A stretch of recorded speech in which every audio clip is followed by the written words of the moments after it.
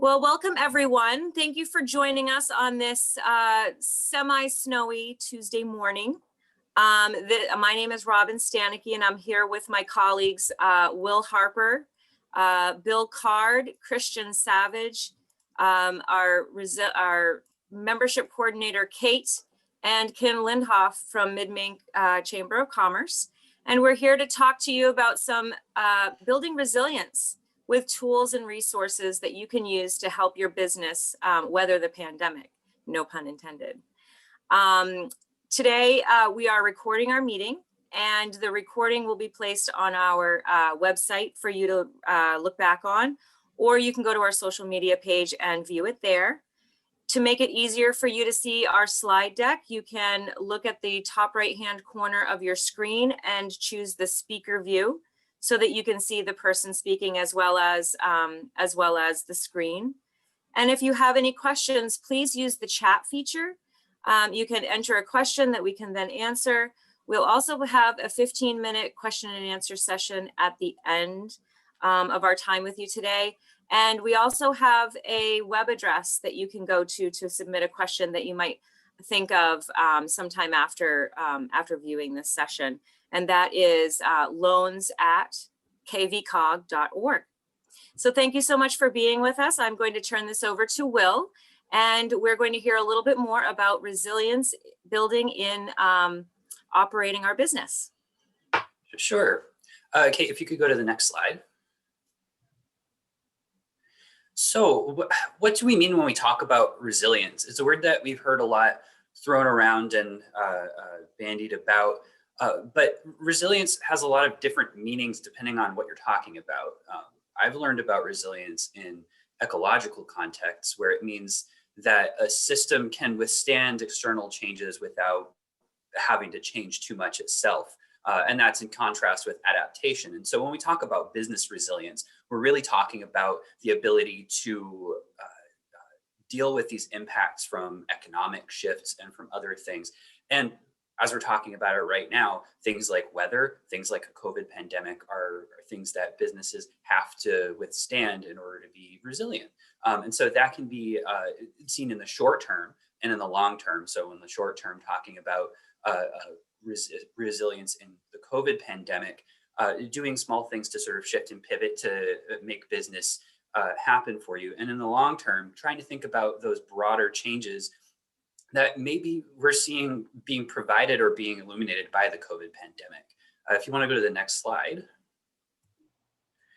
So we have a few folks here who are really engaged with these communities. We have Bill Card from the Small Business Administration, Kim Lindhoff from Mid-Maine Chamber of Commerce, and Christian Savage from Somerset Economic Development Corporation. These are folks who deal with businesses every day, but also in this call are myself and Robin Stanicky. We work for KVCOG as resilience coordinators. And I think also in the call is Brandy Sloan, our administrator. So we're all three of us available to help and give more information.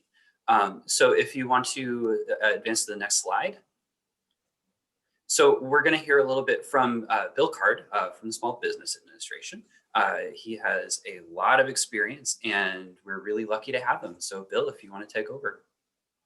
Well, thank you, Will. Good morning, everybody. It's my pleasure to be here this morning representing the Small Business Administration. I want to thank KVCOG for hosting this call and for being such willing, terrific partners along with Somerset Economic Development, with Christian Savage and also Kim Lindhoff, whom I consider the legendary director of the Mid-Maine Chamber. So it's nice to be here this morning. Thank you all for coming.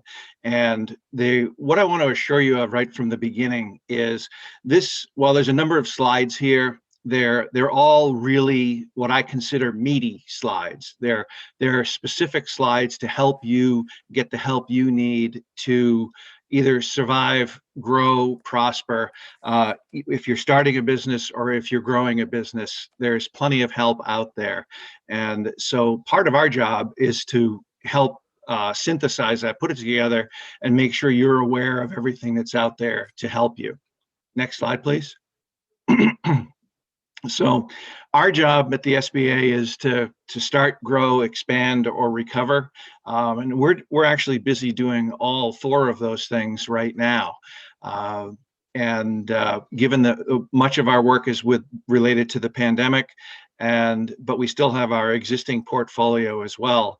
And people frequently forget about the fundamentals when they're in survival mode.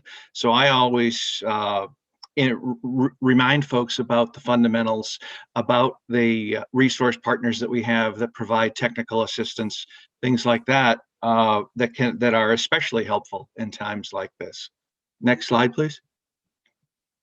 So we start with which resource partners are right for you. The SBA has 4 funded resource partners. They are the Small Business Development Center, their SCORE, the Women's Business Center, and the Veterans Business Outreach Center.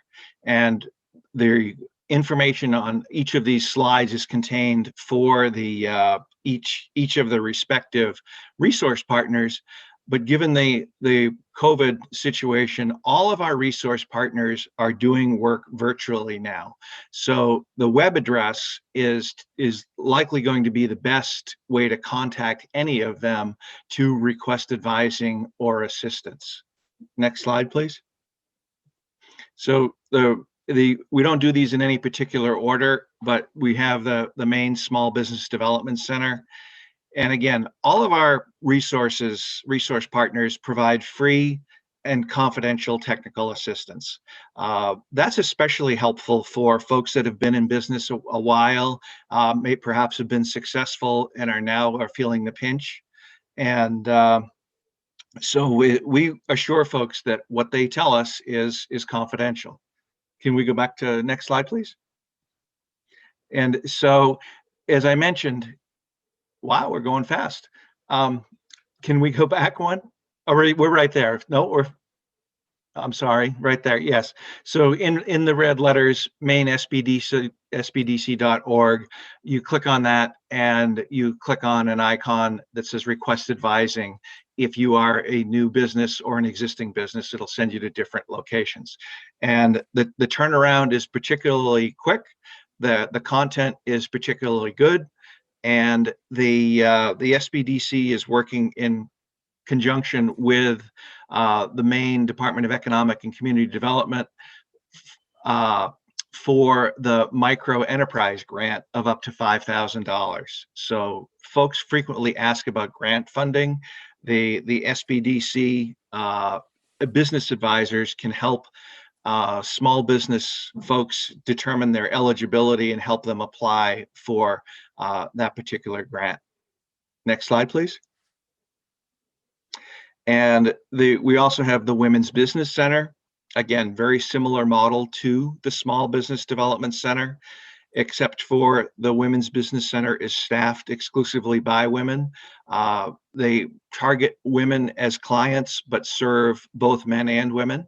So if you want to be assured of having a woman business counselor, if you go to the WBC, you are assured of having that. And if you're going to either of the other partners, they're split pretty evenly between men and women. And again, best way to reach them, womensbusinesscentermaine.org to start talking to somebody about getting help you may need. Next slide, please.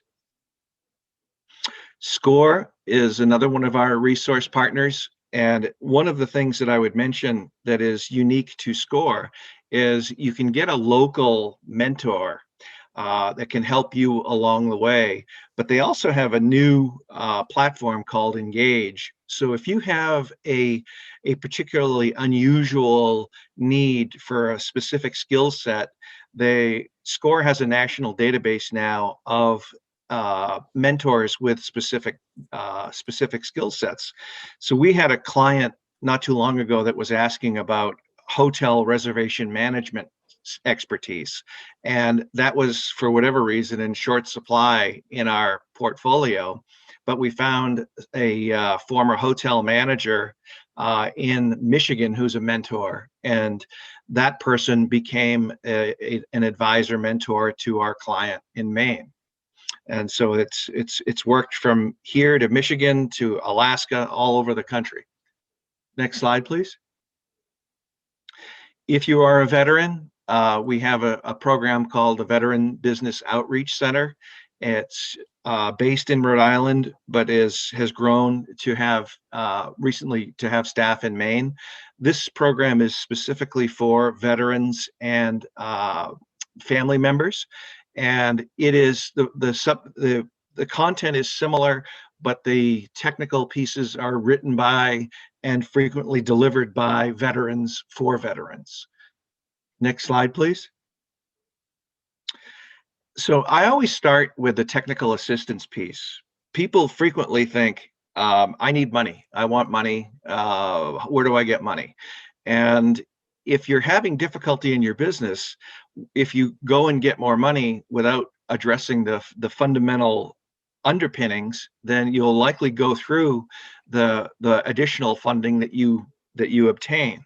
How do I know that? I did that in my own business, and it wasn't until I sought and actually listened to the technical help that I was getting that I stopped losing money in my own business about 2 decades ago. So I always do the technical assistance piece first, because that really is the starting point. And it doesn't matter where you start, coming in, but you're going to find that you're likely going to need a business plan to get capital, and all of our resource partners can help you do that. Next slide, please.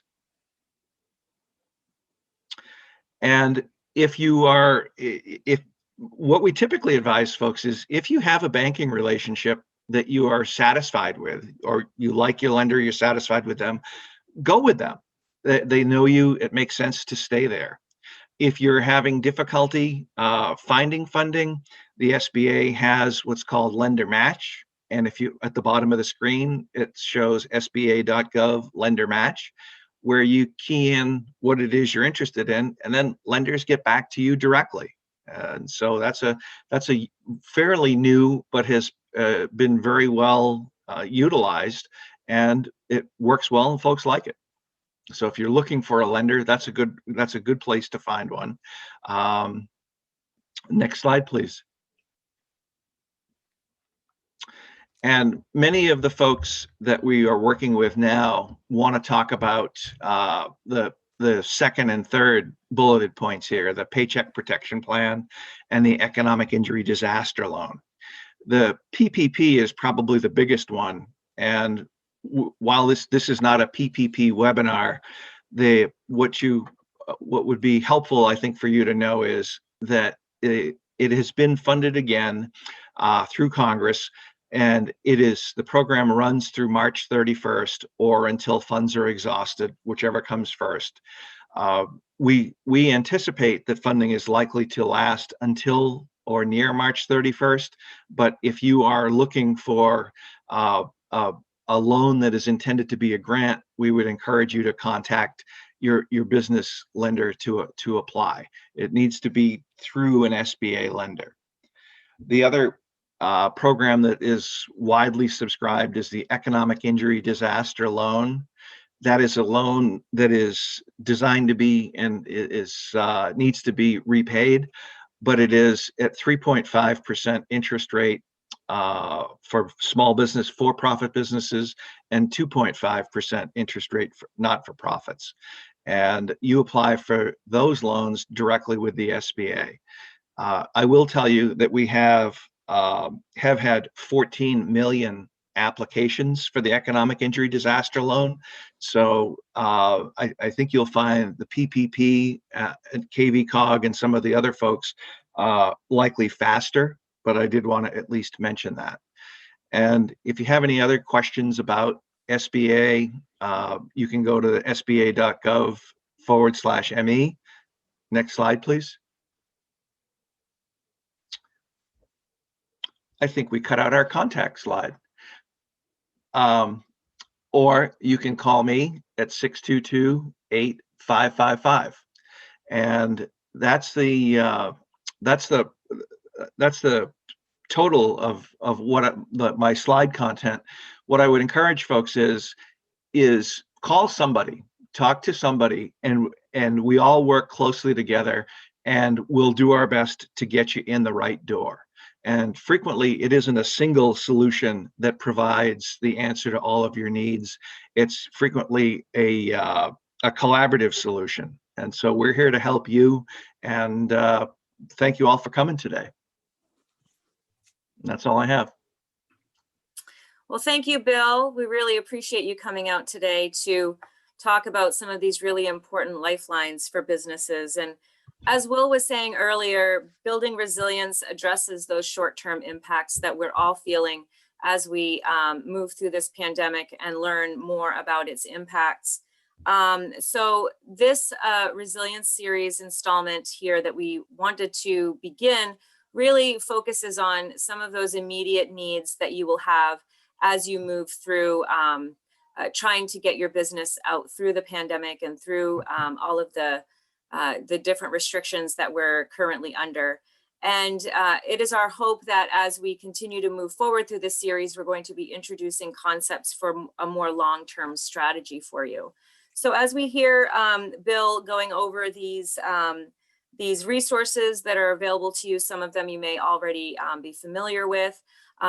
We'd like to introduce one of our members that can tell you how this looks in a business and how you can take some of these resources and apply them. And so I'm going to turn this over to Kim Lindhoff from the Mid-Maine Community Chamber of Commerce. Kim, are you there? I'm right here. Thank you. Okay. So thank you, Bill. That was a pretty thorough coverage of SBA's resources, some of which I had listed in my comments. I think on behalf of all the chambers in the region, you know, KVCOG's geographic region is pretty broad. It encompasses Somerset County, Kennebec County, and Western Waldo. Many of our chambers overlap that exact same footprint. The Mid-Maine Chamber represents 23 communities in the greater Waterville area. It has over 600 member businesses and nonprofits. We're always here as a resource to our members, as are all the other chambers that overlap in that footprint. So chambers are essentially the marketing arms of the region. We try to provide opportunities for our members to network, whether it's virtually or in person. We try to give you forums to get the word out about what your business or nonprofit is up to and what it's doing. And that's never been more critical than right now, right? So all chambers will serve that function. You just need to tap into them if you're a business in a certain area. We're often asked if you can be a member of more than one chamber. Yes. Highly recommend that you join the chamber in your own region before you start branching out into other regions, because it makes it really uncomfortable for us. But in addition to local chambers of commerce, other resources include Main Street or downtown programs. So if you're in the greater Skowhegan area, I would highly recommend that you reach out to Christina Cannon. She is a go-getter that will bend over backwards to help you and your business survive and or grow. There's also the Augusta Downtown Alliance in the greater Augusta region. So there are those businesses, there are those organizations that can assist you if you're in those regions. And I understand that Skowhegan just started another program where I think it's another pitch competition that it does annually. So if you have a new product or a new idea that you're trying to launch, that's a resource for you as well. The Mid-Maine Chamber is also housed at 50 Elm Street. So as Bill alluded to, Small Business Development Center offices are located all around the state.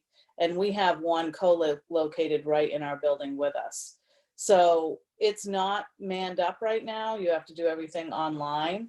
But when this passes and it's safe to do so, there'll be opportunities to meet with people right in our office. And the SBDC office in Waterville accepts and works with businesses in Somerset County and in all of Kennebec County and Western Waldo. So again, it's designed to cover that footprint that, that KVCOG serves. We also have other partners co-located at 50 Elm Street in Waterville. One is Maine Technology Institute. So it's a quasi-governmental agency funded by the legislature. And Shane Beckham is the local go-to counselor in our office. Again, he's operating virtually right now for his safety and the safety of the clients. But if you go to mainetechnology.org, you can key into Shane Beckham, and he will, he works with small business startups primarily for funding and grant opportunities. Also co-located at 50 Elm Street is the Central Maine Growth Council. And Central Maine Growth Council represents the economic development arm of the city of Waterville and the towns of Oakland, Fairfield, and Winslow. But in doing so, it also provides economic development assistance to businesses in those 4 municipalities. So if you're looking for help, resources, workforce development assistance, centralmaine.org may be the place to go. Now that is currently staffed up in person as well as virtually. So depending on your preference and your comfort level, you can either meet with a person in person at our office or virtually. And again, the Mid-Maine Chamber is housed at 50 Elm Street as well. We also just added a new partner to our physical location, and that's the statewide 211 resource, community development.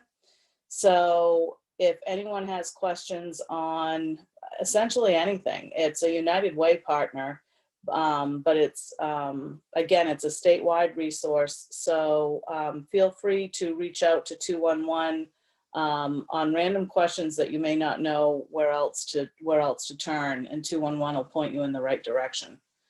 I also want to put a plug in if you're a tourism-based business, that there's another resource out there that's often not thought of, and it's not going to provide you with funding. It's going to provide you with marketing assistance, and that's the Kennebec Valley Tourism Council. Christian Savage, who's on this call, Christina Cannon from Skowhegan, Main Street, Skowhegan. We all serve on that council, and it provides, it markets its members. And since I'm mentioning Christian, Skowhegan Economic Development Corp is another economic development resource that serves all of Somerset County. So if your business is located in that region, you know, check out the website, which is, what is it? It is somersetdevelopment.com. I'm going to list all these websites in the chat, by the way. But Christian is very hands-on, does a lot in workforce development and business startups. So there are, I guess the point I'm trying to make is there are a lot of resources out there for you. Specifically, if you struggle with COVID issues or where to find those resources, there's a whole page on centralmaine.org, the Growth Council's website. There's a whole page on Mid-Maine Chamber's website.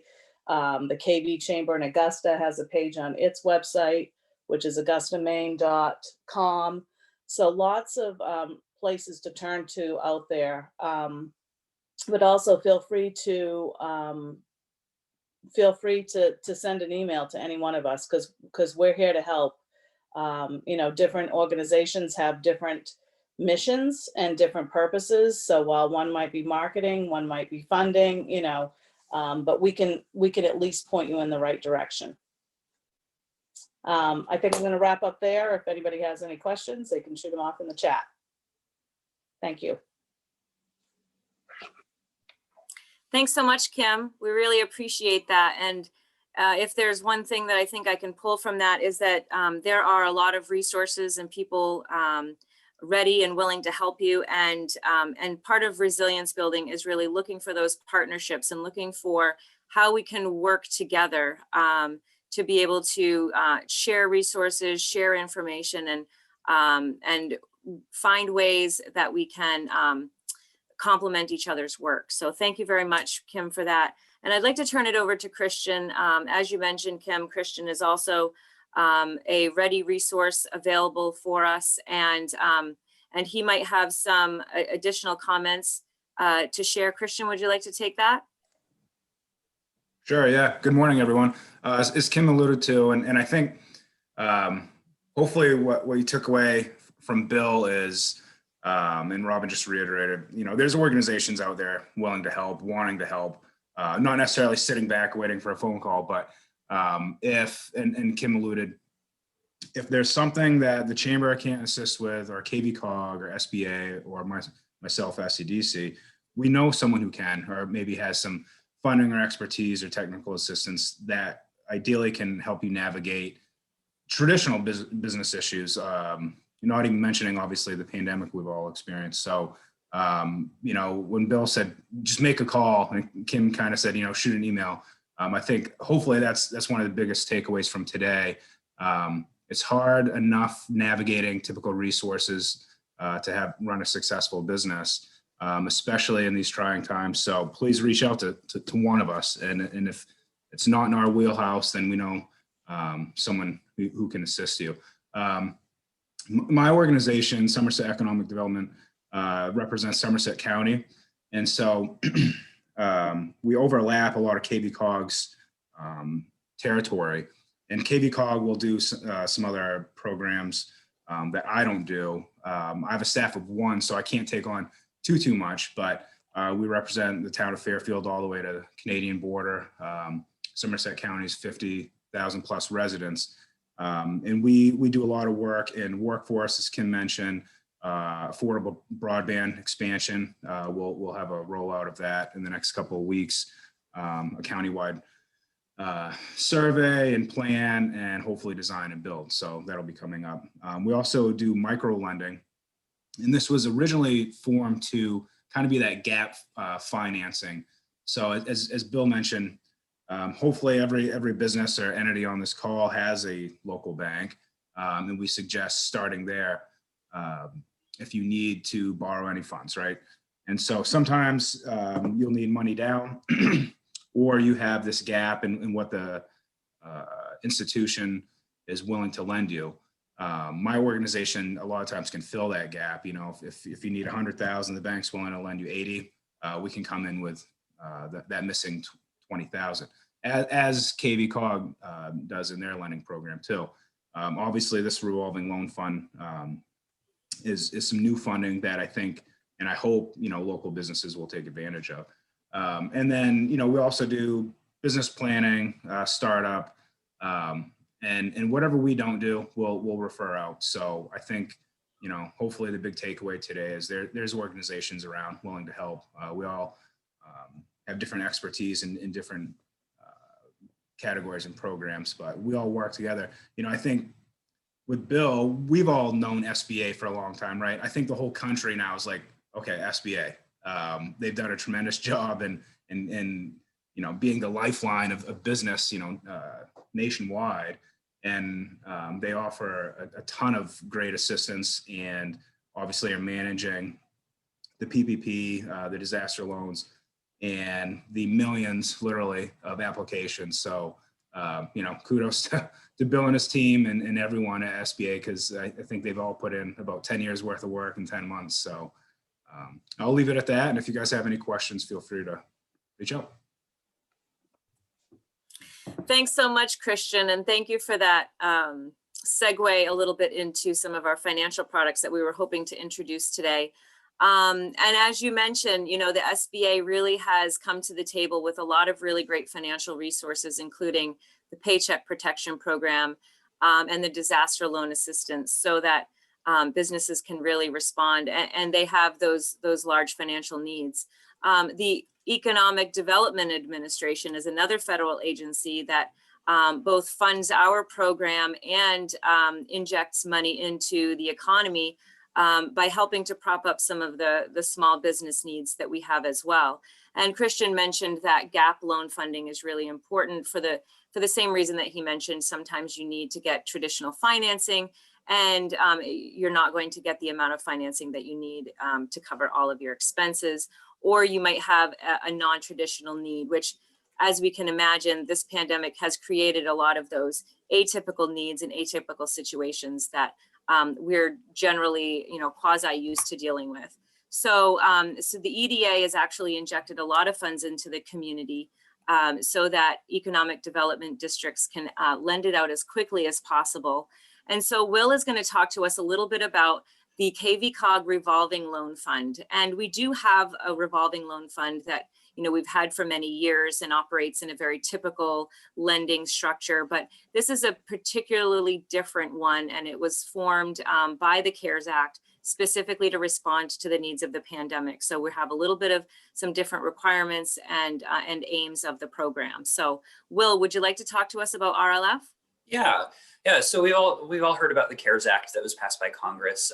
As Robin mentioned, that money helps fund our positions, and as such, we're here to help all communities in that territory that Kim mentioned in Somerset, Kennebec, and Western Waldo County. But of course, if you're not located in those counties, feel free to get in touch. We can help out. So the CARES Act also provided funding through the Economic Development Administration to fund an RLF program, a revolving loan program. And really what that means is that any payments on interest and fees for loans get funneled back into the fund to provide more loans for small businesses. And so there are some restrictions that are typical of RLF loans that have made them a little bit challenging to work with in the past that have been waived by the EDA specifically for this fund with the intention of trying to help businesses as quickly and seamlessly as possible. And so some of those restrictions are to establish a minimum interest rate. There's no requirement for a minimum interest rate. And so that will be set by our underwriter and our RLF loan committee. Another requirement was that RLF loans typically require leveraged capital. So in order to get $100,000 in RLF funding, you typically had to have for every dollar of RLF funding, another dollar of a private loan so that we weren't the sole loan provider. And then another restriction that's been waived is the requirement to demonstrate that credit is unavailable. And so we were typically a gap funding mechanism, but without that requirement, we can really be a sole provider for some loans. These particular loans don't have a minimum, so you can feel free to apply for as little as you need for whatever project you have in mind. They do have a $200,000 maximum, and the total amount of the fund is $670,000. So we're hoping that we can help out a number of businesses. The purpose of these loans, they can be used for really anything that is incurred in a business, whether you want to expand or pivot or invest in infrastructure or invest in your buildings. That part is really flexible. The overall tenor of the program is to help businesses build and retain jobs and to try to take advantage of this as an opportunity to rethink how to be more resilient and more adaptable in the future. I know that Brandy Sloan, our loan officer, is on the call today. She's been a huge help with this program. And so if you have any questions about how to learn about more of these loans, feel free to get in touch with either Robin or I or Brandy or anybody at the KVCOG team. And again, if you aren't in our service area, the important thing is whether a business is located in our service area, but even still, feel free to get in touch and we can help find out who's available to help you. And if we're not a good fit, we can certainly try to help you find whoever is that good fit. Yeah, Kate, if you want to advance to the last slide, I think we have some other contact information on that. Yeah, thanks. All right, well, I think that about wraps it up for all of us. And we have some time for some questions. So if anybody wants to jump in, we will do our best to help you out in any way we can.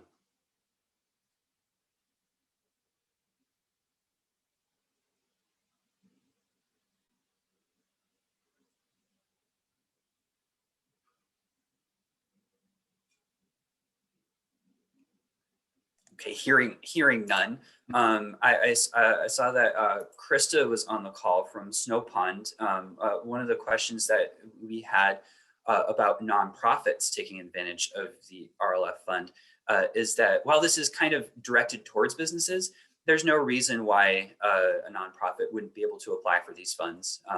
Certainly there are requirements about how you would repay it. You need to have revenues, of course, but a lot of nonprofits would be great fit for this program.